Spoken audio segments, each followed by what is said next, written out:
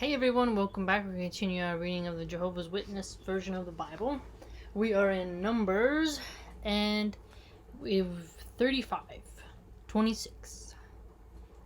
But if the manslayer without fail goes out of the boundary of his city of refuge to which he may flee, and the avenger of blood does find him outside the boundary of his city of refuge, and the avenger of blood does slay the manslayer, he has no blood guilt. Now that's interesting right there. So you step out of lines, blamp, no more protection.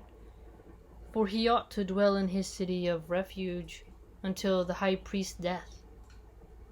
Yes, we have to remember that. And after the high priest's death, the manslayer may return to the land of his possession. And these must serve as a statute of judgment for you throughout your generations in all your dwelling places. Every fatal striker of a soul should be slain as a murderer at the mouth of a witness. And one witness may not testify against the soul for him to die, and you must take no ransom for the soul of a murderer who is deserving to die. For without fail he should be put to death. Wow. No ransom. So just because you're rich doesn't mean you get off. And you must not take a ransom for one who has fled to his city of refuge to resume dwelling in the land before the death of the high priest. That's interesting. Yes, you must not take a ransom. So, no, nothing. And you must not pollute the land in which you are. Oh, look at that.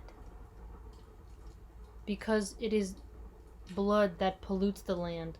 And for the land there may be no atonement respecting the blood that has been spilled upon it, except by the blood of the one spilling it.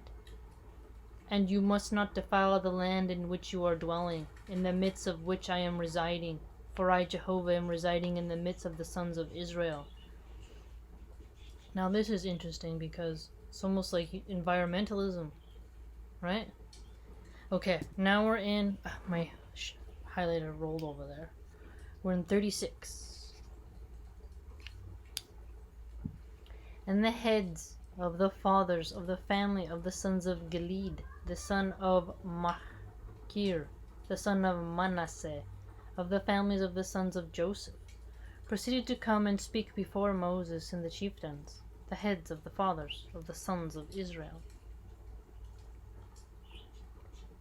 and say, Jehovah commanded my Lord to give the land in inheritance by lot to the sons of Israel, and my Lord was commanded by Jehovah to give the inheritance of Zelophehad our brother to his daughters.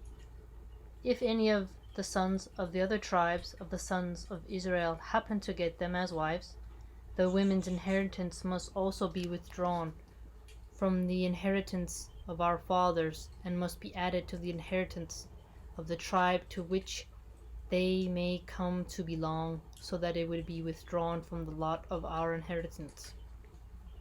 So inheritance law right there.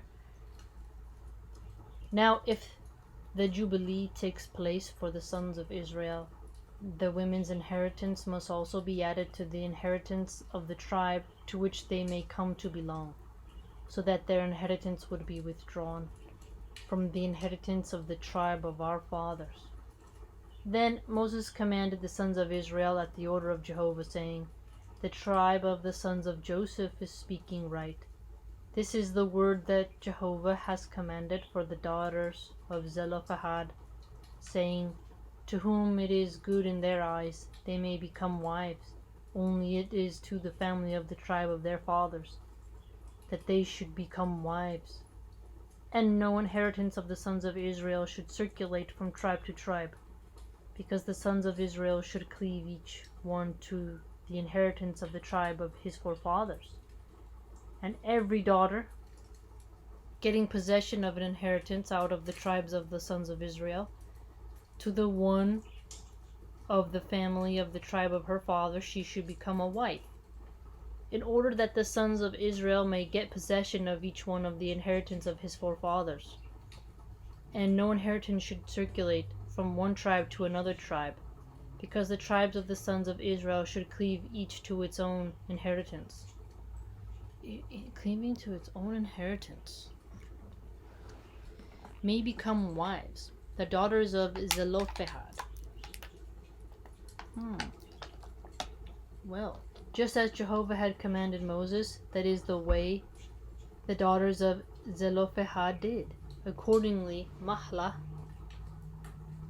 Tizara, and Hoglah, and Milcah, and Noah, the daughters of Zelophehad, became the wives of the sons of their father's brothers.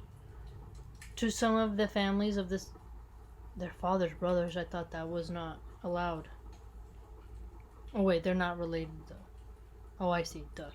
To some of the families of the sons of Manasseh, the sons of Joseph, they became wives, that their inheritance might continue together with the tribe of the family of their father. These are the commandments and the judicial decisions that Jehovah commanded by means of Moses to the sons of Israel on the desert plains of Moab by the Jordan at Jericho. Well, all right. We finished Numbers. The next section is Deuteronomy. Deuteronomy. Let's begin it. A lot of people argue over this section, so this should be good in a nerdy way. These are the words that Moses spoke to all Israel in the region of the Jordan, in the wilderness, in the desert plains, on the front of Suf, between Paran and Tophel, and Laban, and Hazeroth, and Dizab. It be 11 days from Horeb by the way out of Mount Seir to Kadesh Barnea.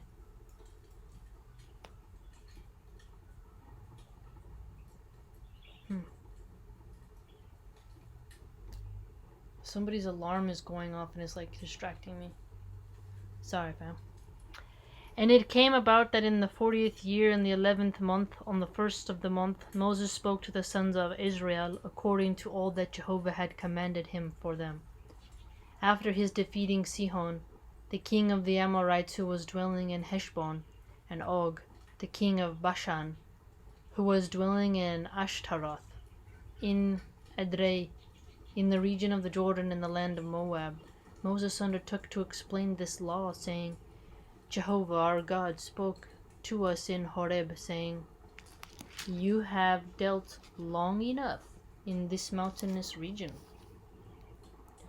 Turn and set out on your way, and go into the mountainous region of the Amorites, and to all their neighbors in the Arabah, the mountainous region, and the Shephelah, and the Negeb, and the seacoast, the land of Canaanites, and Lebanon, up to the great river, the river Euphrates. See, I do put the land before you people.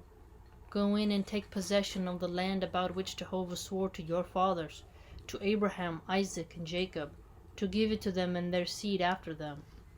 So, see, look, like behold, right? Take possession of the land. And I proceeded to say this to you at the particular time. I am not able to by myself to carry you. Jehovah your God has multiplied you, and here you are today like the stars of the heavens for multitude. May Jehovah the God of your forefathers increase you 1,000 times as many as you are, and may he bless you just as he has promised you. How can I carry by myself the burden of you and the load of you in your quarreling? Get wise and discreet and experienced men of your tribes, that I may set them as heads over you. Carry by myself the burden of you. At that you answered me and said, The thing you have spoken for us to do is good. So I took the heads of your tribes, men wise and experienced, and put them as heads over you, chiefs of thousands and chiefs of hundreds and chiefs of 50s and chiefs of 10s and officers of your tribes.